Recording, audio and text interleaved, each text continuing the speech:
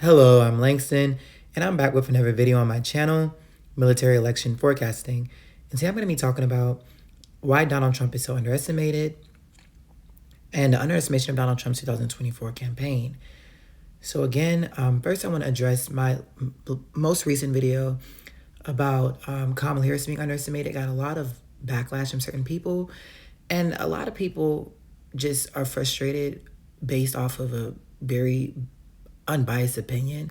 You know, John Fetterman is someone that had a stroke during his running. Like, literally, he had a horrible debate performance, and the suburban voters in the Philadelphia area still voted for him.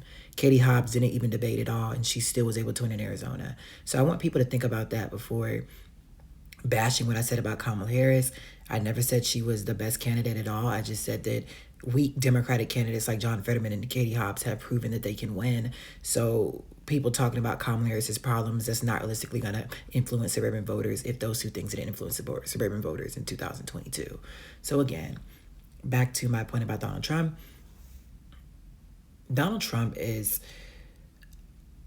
a very underestimated candidate. And this is something that Barack Obama and Hillary Clinton had to find out the hard way. People don't know this, but Barack Obama and Hillary Clinton actually supported Donald Trump in 2016. They wanted him to be the Republican nominee because people just think that he's so easy to be. Like, he's such an easy candidate to just mop the floor with. And Hillary Clinton found out the hard way that Donald Trump was not a candidate to just be underestimated. And in 2020, like, people expected Donald Trump to get destroyed in his re-election bid. And yes, he did lose, but he did not lose by anywhere near the margin people expected him to. He still was able to substantially outperform the polls both times in 2016 and 2020. And without Donald Trump being on the ballot, Republicans have a history of performing worse.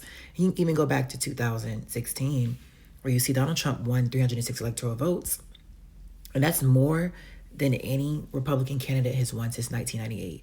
George W. Bush was only able to get George W. Bush wasn't even able to crack 300 electoral votes, both of his campaigns, his first election and his reelection. So the point is, he was able to do better than any Republican candidate has done in 30 years electorally. And Donald Trump's coalition was a coalition that did not exist prior to him. So he was able to bring voters into the Republican Party that is going to last for a generation, which other Republicans weren't able to do. Ronald Reagan was the last Republican to put together a winning electoral coalition, and George H.W. Bush could not keep that coalition together. And George W. Bush's coalition only worked for him. So Donald Trump did something that no Republican candidate has done in our lifetime. And people don't necessarily want to give him credit for that. And even though he might be unlikely to win in 2024, he still has a lot more advantages than other Republican candidates.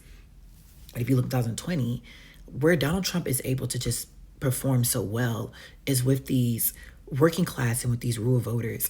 And I don't realistically think that's changed too much in 2020. And yes, I think Donald Trump has lost support amongst those voters, but realistically, I don't think that any of his scandals is going to have a massive impact on rural voters and how working class voters perceive him. I do think that it's going to have a negative impact on suburban voters, but suburbs were shifting left regardless. And a lot of things Donald Trump gets blamed for is, for example, Arizona and Georgia flipped with Donald Trump on the ballot. Texas got more competitive. North Carolina narrowed. You know, a lot of these states, excluding Florida and the Sun Belt, got a lot more Democratic. And a lot of people blame Donald Trump for that. And I just want to point out that Donald Trump is not responsible for demographic changes.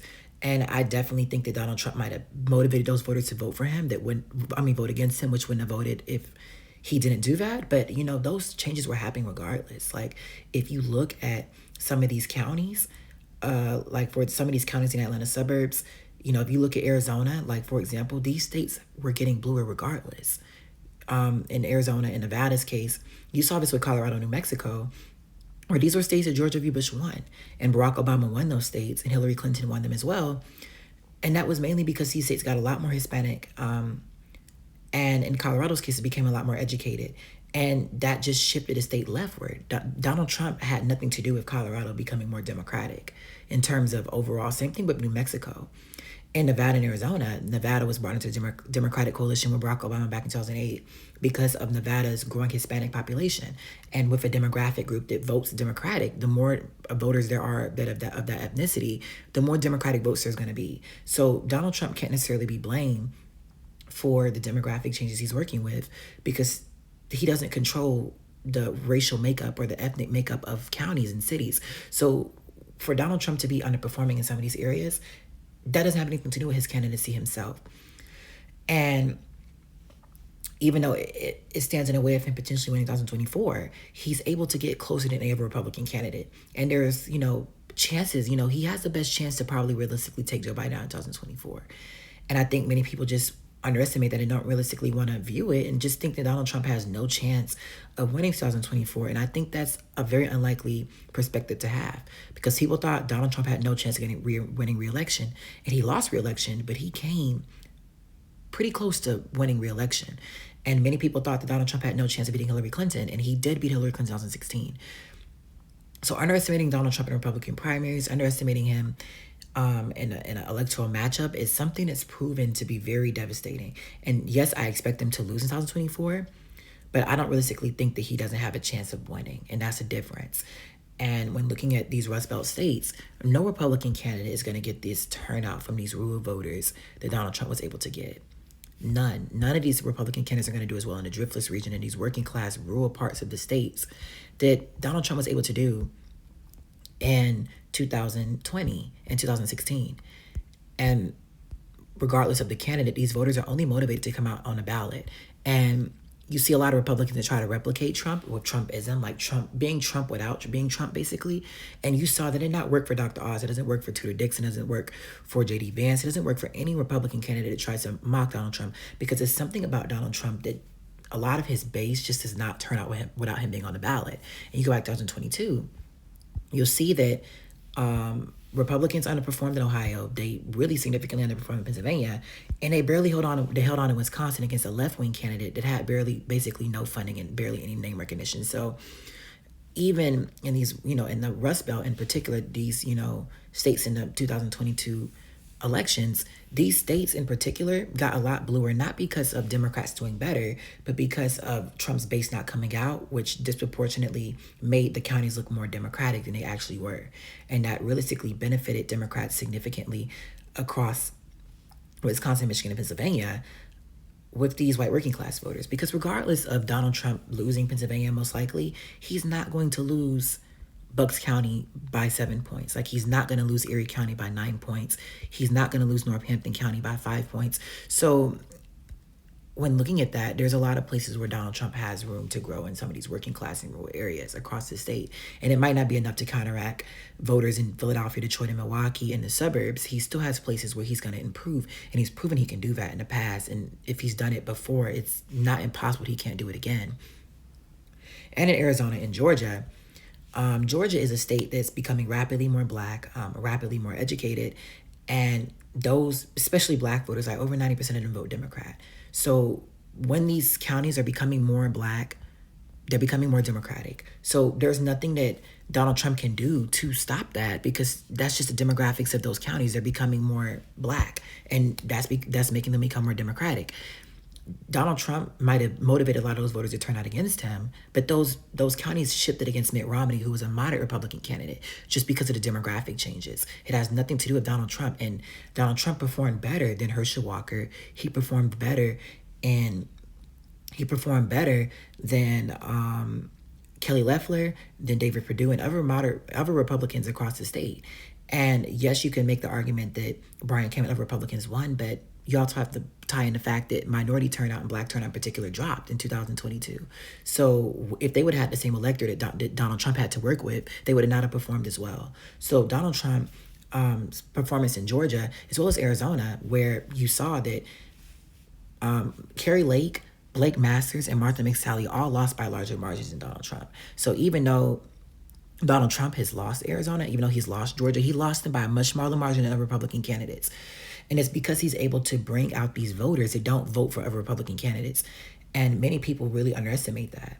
And even though that might not be enough to win, it's enough to get close. And all it takes is for a couple mistakes from the Biden camp, or for Kamala Harris or whatever Democratic nominee there is, to make certain mistakes. And as we saw Hillary Clinton, that's able to be enough to get them over the top. Donald Trump doesn't need to do good in the suburbs. He lost ground in the suburbs relative to Obama, relative to Mitt Romney. He lost suburbs lost ground in the suburbs relative to other Republican candidates. But he didn't need those suburban voters to win in 2016.